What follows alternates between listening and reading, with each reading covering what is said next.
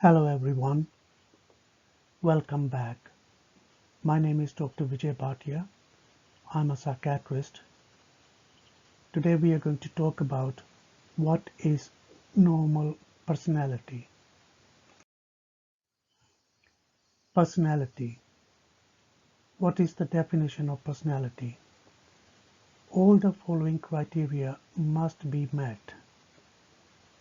There is evidence that the individual's characteristic and enduring patterns of inner experience and behavior as a whole do not deviate markedly from the cultural expected and accepted range, meaning norm of that society.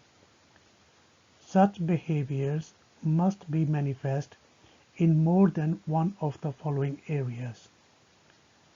Number one, cognitions, that is, ways of perceiving and interpreting things, people and events, forming attitudes and images of self and others. Number two, affectivity, range, intensity and appropriateness of emotional arousal and response. Number three, control over impulses and gratification of needs. Number four, manner of relating to others and of handling interpersonal situations. Now there are lots of things in this. We will discuss in more detail each of them. What does characteristic means? Characteristics, taken from the word character, as in the traits and characteristics of a person's personality. You can tell that somebody is describing this, that this is this person. Like, for example, we can say he is funny, he is happy, he is sad, he is bored, he is smart, he is intelligent, talkative, patient, anxious, responsible. So these all are different words from which we can identify that person, what that person looks like, feels like, relates with others. And these are his or her characteristics. The other thing is we normally call characteristic features. But the features, they refer more to physical parts, like what does the person look like in terms of do they have a large nose, do they have blonde hair, or big feet, or dark skin. So characteristics in the terms of how they feel, what are their traits, and how they appear, the features. From the features, we can tell that this is likely to be this person. The characteristics of a person or thing are the qualities or features that belong to them and make them recognizable. A quality or feature that is characteristic of someone or something is one which is often seen in them. So that means over a period of time, they behave in a similar way, they look in a similar way, they dress in a similar way, and seems typical of them. The moment somebody describes the features, characteristic features, even the other person haven't seen them, they will be able to make some kind of impression or judgment about the person. The other word we used is the enduring patterns of interpretations and behavior. Enduring means lasting, they are permanent, they are durable, they've been present in different situations, different places, with different people. They are similar patterns of the behavior and the person looks like and appears and behaves. they are long-lasting. They are recurrent way of acting by an individual toward a given object or a given situation. If they go to the party, they're always dressed like that. If they're meeting somebody, they're always dressed like that. Or appear and even behave with attitudes. If, let's say, somebody is too anxious, they will always look down. They will not make eye contact. They may not smile. So that is their enduring pattern, the way they behave in the different situations, not only one situation. An interpretation of something is making an opinion about what it means. So when they look at a thing, say look at the event, and their impression might be, oh, this is set to upset them or embarrass them, they always behave like that or think like that. They are making certain interpretations. They will be positive interpretations or negative interpretations, but the way this person interprets things, giving a personal meaning to those things, will be present for long time in that person. Cognitions. Cognition is the mental process involved in knowing, learning, and understanding things. So whatever I see, whatever I hear, whatever I perceive from the outside world, how do I know what it is? How do I know about the event or the person or the thing? And what do I learn about that thing? What that thing is doing? Like an event might be set up to upset me. So that is my learning from that event, knowing that thing. So cognition, it's a mental process which involves a number of brain functions, and it is about understanding things and understanding accurately, correctly, truly what is the reality, rather than misinterpretation, or distortion of the perception, or uh, when things, it's not like, what is the abstract meaning of that, not just the concrete meaning, not what the person say, what is the meaning of that thing. If a person makes a joke, do I take it as a joke or do I take it seriously that the person is meaning something different in a very concrete way? The characteristic and behavior must manifest itself pervasively. That means over a period of time, in different situations, different places, different times, and they've been present there for a long time, and that forms their personality.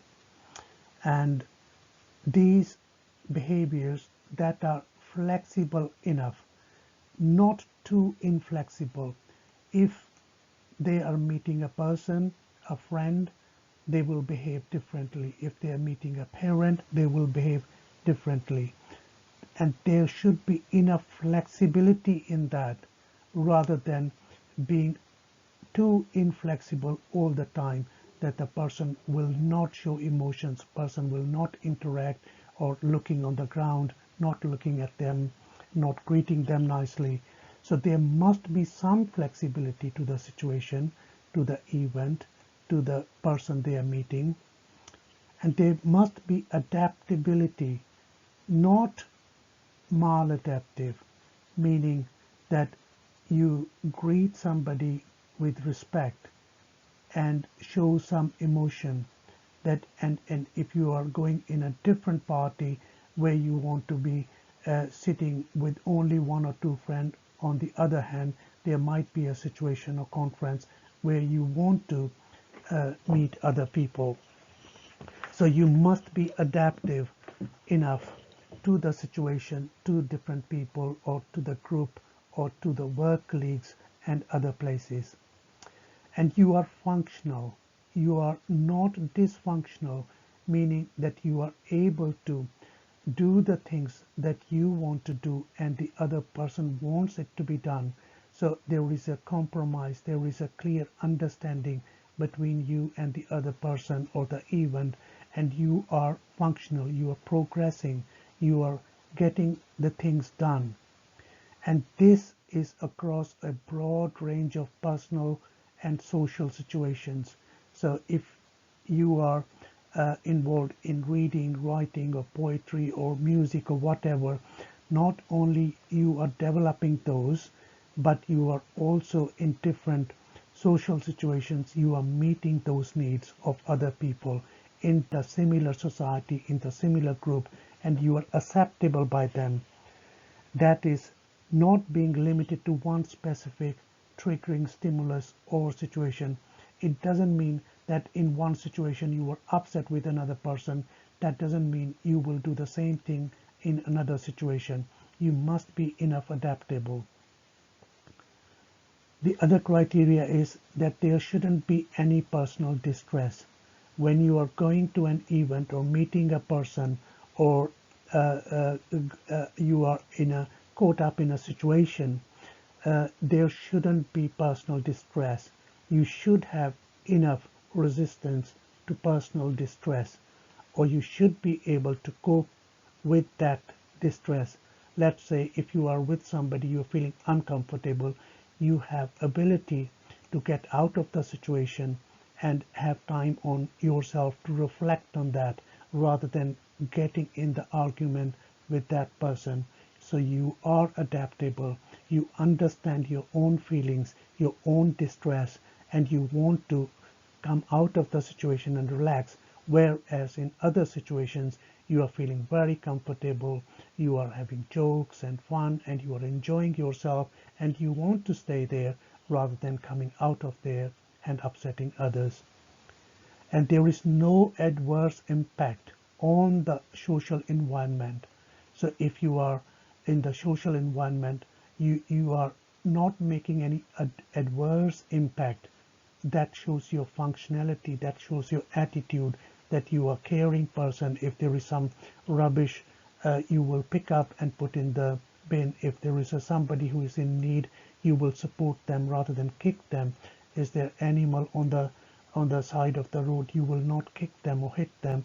You will in fact appreciate and love them, or both. Clearly attributable to the behavior with all situations, with people, with events, social situations, with animals, with family and teachers, and you are adaptable. There must be evidence that the characteristics and behaviors are stable. They are not that you change within 1 minute you are happy and next minute you are angry, or next minute you are running away from that. If you are in a situation that they are stable enough, your behaviors and your characteristics, and they been present for a long duration, in fact these personality traits develop from your learnings, from your experiences, from late childhood to early adolescence, and they become part of you. The other people can describe you that you are good looking, you are loving, you are caring. So they become part of you, and they have been present for a long time, and you have learned over the years, especially in your late childhood and adolescence. By the time you are 18, they become a real personality of you. They become permanent characteristic features of you, where other people or even you yourself will be able to describe, this is me. The other criteria, the characteristics of behavior cannot be explained as a manifestation or consequence of other adult mental disorder. Let's say somebody is suffering from schizophrenia, and the person is behaving isolated or paranoid or suspicious. That mental disorder should not be present in order to define the normal personality. Although episodic or chronic conditions may coexist with or be superimposed upon some of the deviations that you might find in the person's personality. And another thing is there must not be any organic brain disease like epilepsy or other thing, or serious injury in the brain, especially road traffic accidents causing major traumas to the brain, or any other dysfunction like people suffering from Parkinson's disease or Huntington's disease, which manifest themselves in different behaviors and patterns, must be excluded. We put these ones to identify specific personality disorders so that the normal person do not have these enduring traits of other personalities where we have clearly identified, like in paranoid personality disorder, person is over a long period of time is very suspicious of everyone, either the person or the events or the situations, and over a period of time they just do not trust anybody, they do not want to be with other people, and they believe that other people might be there to harm them, and a person is avoiding them or getting argumentative with them. So the normal personality should not have any of those traits of paranoid personality. Similarly with schizoid personality, where the person is in their own world, enjoying their own company, being isolated, not able to make contacts with them, do not feel comfortable in their environment, in their company of other people. Dissocial personality disorder, where people have no remorse, they harm other people, they kill other things, they destroy the property, they do antisocial things against the law, they don't care even if they go to the prison, they don't learn from punishment. Emotionally unstable personality, where the emotions are very up and down very quickly, and they become so impulsive, they do not care for others or for themselves, they might harm themselves, they become impulsive, they might be gambling, spending their money they shouldn't be, so number of other features. So we don't want these traits for a long period of time, and they should be flexible enough and adaptable enough. Histrionic personality disorder, where the person wants to just seek the attention of others, they want to dress in a very fancy dress, show themselves, they want to be attention of themselves all the time, and they don't care about other things, about their looks, about their personality, about the people talking about them, praised and rewards, and those kind of things. Not all the time. There are good features of this, but you need that some adaptability, some flexibility, that there might be some situations you want to praise others and not only your praise. Anarchistic, like more obsessive type, they are very pedantic about where the things should be. I need to wash my hands, I need to dress this way, I have to dress only in black, I have to dress only in like a cult or something. They are very rigid in their thinking, in their behavior. We don't want that either. There should be enough flexibility to meet the situation and meet the environment where it should be flexible and adaptable. Anxious personality, where the person is anxious and worried all the time, not meeting, not going out, not going to the shops, not going to be in a public place or other things. They are so tense that they don't want to meet other people. Dependent personality, where the person is just dependent on others, they don't do anything themselves, other people are helping them, family members or friends, they keep on asking for more and more favors all the time.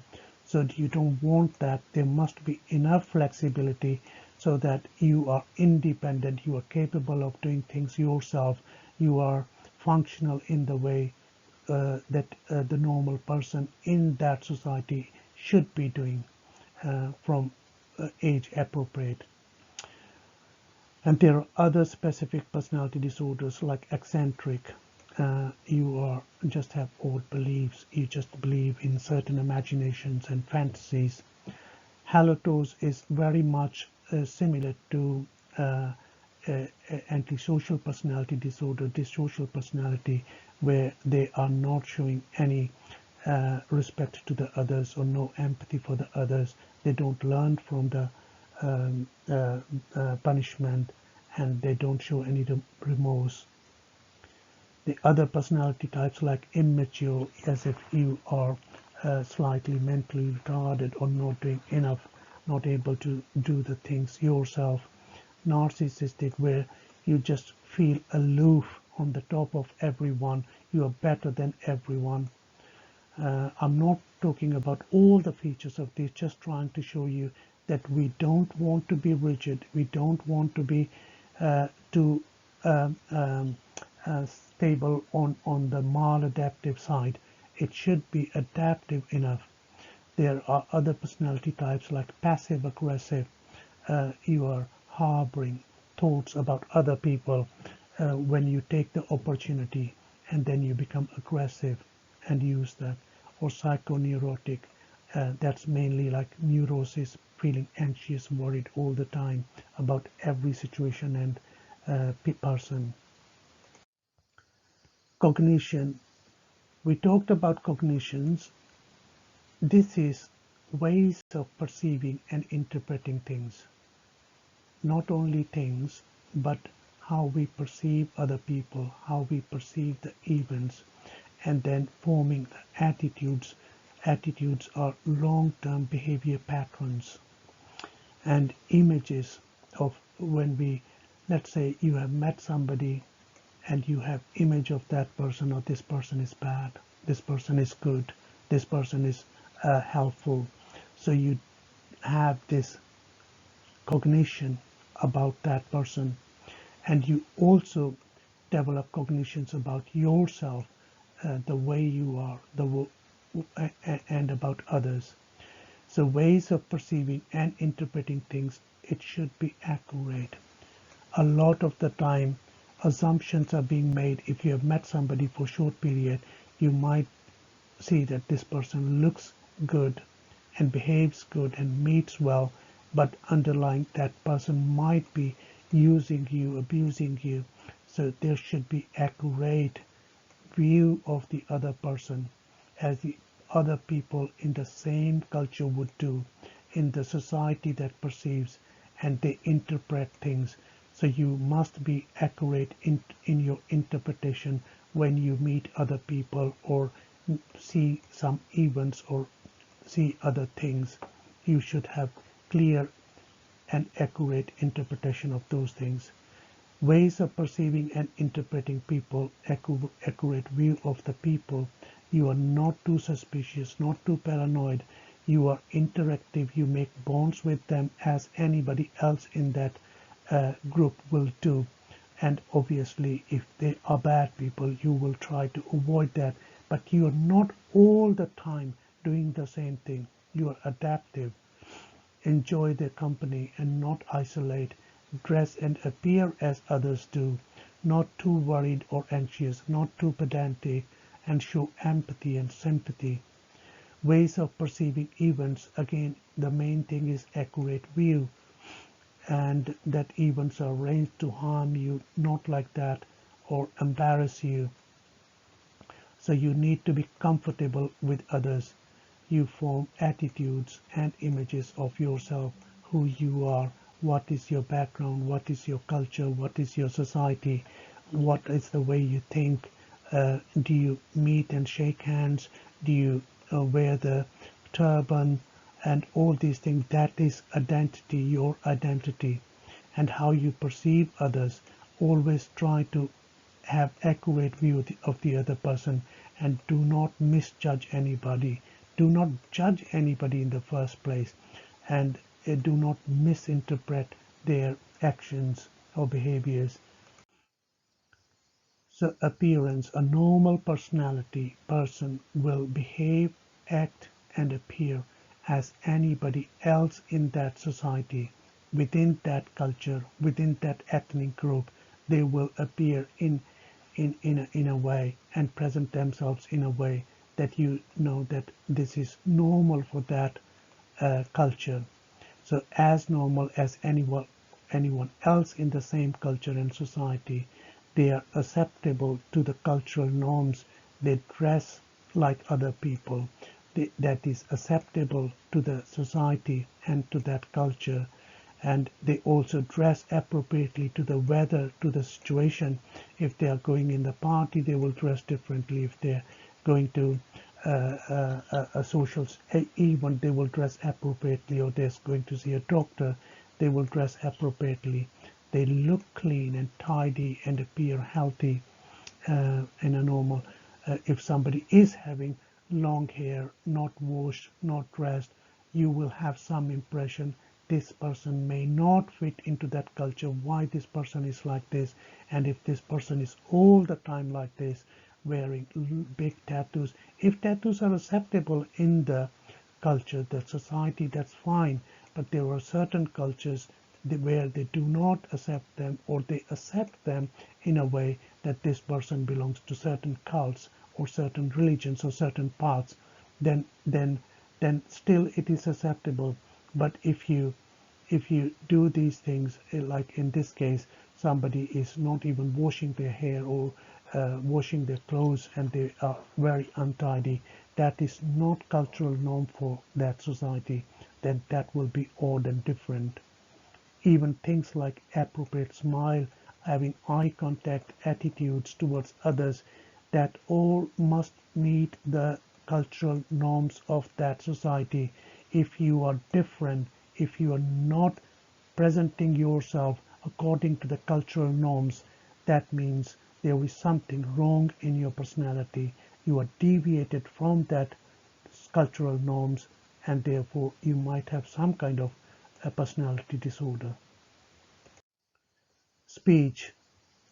Speech should be normal in tone and in rate and in content.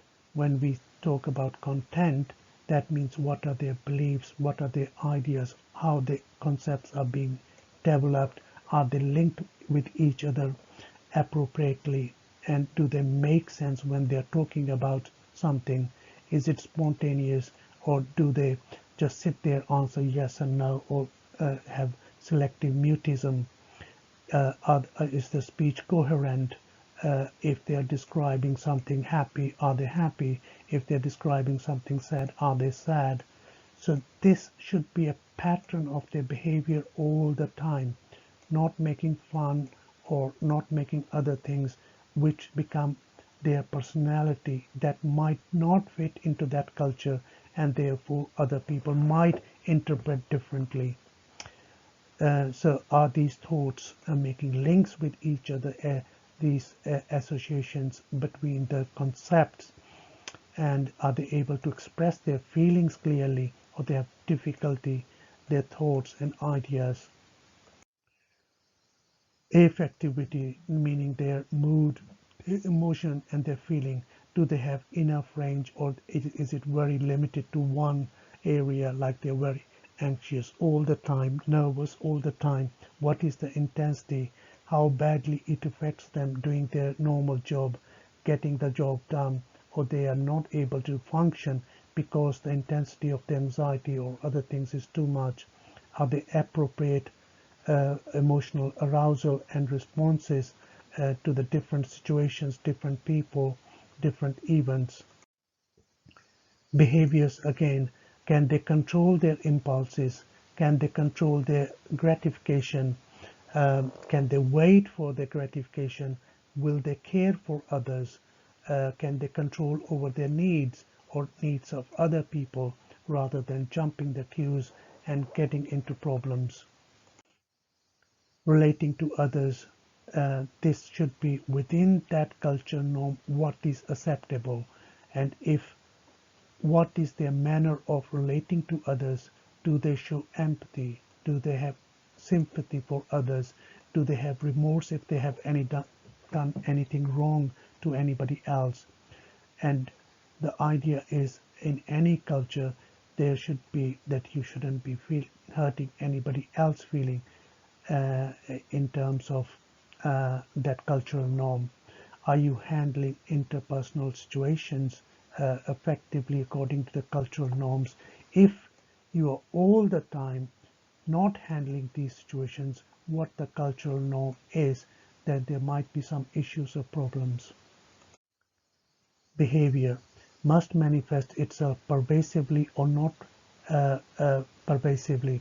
So what it means is that when we are talking about the personality, it should be pervasive over a long period of time. But when we talk the normal person, that means you should be able to be slightly flexible, slightly adaptable when you have to be, and not just pervasively present with the same attitude, same behavior all the time. There must be adaptability in your behavior, meaning be flexible enough, but not too inflexible either, right? So there is a balance of literally everything. You are adaptive, you are not maladaptive, you are functional and you are not dysfunctional across a broad range of personal and social situations. Personal feelings, they are important because at the end of the day, either you or the other person should not be distressed. You should feel relaxed. There should not be any personal distress, and if that is there, you should be able to identify and should be able to do something about it. No adverse impact on the social environment or yourself. You should be clear in mind and no misjudgments or mistrust about anybody's feelings. And there is stability enough for you to continue to have those feelings, your thoughts, your behaviors towards yourself and towards others, and they are present for long duration. And maintain a good memory of good events and bad memories, and then you learn from those memories. If there are bad memories in the past, you learn those from experiences, and behave and react accordingly rather than being harboring those thoughts and regrets in your life and continue to have problems or dysfunction in your life. And there should not be any other mental disorder or serious trauma, things like ADHD, attention deficit hyperactivity disorder, conduct disorders of childhood, or childhood attachment disorders, or other things like childhood. Maybe in example, if the child as a growing up during the early years or teenage years, they suffered a lot of abuse, lot of uh, uh, criticism either from parents or in foster cares or orphanages, then that person's thinking, attitudes and behaviors may not be what you expect within that normal culture, because their culture has been changed. And within that orphanage, their culture might be different, but now if they're living in another culture, that their behaviors you would expect to be different. So there should not be any other major problems during early childhood. Thank you for watching this video. If you like this video, please press the like button and share with friends. Subscribe the channel for more videos on this topic and other mental health disorders.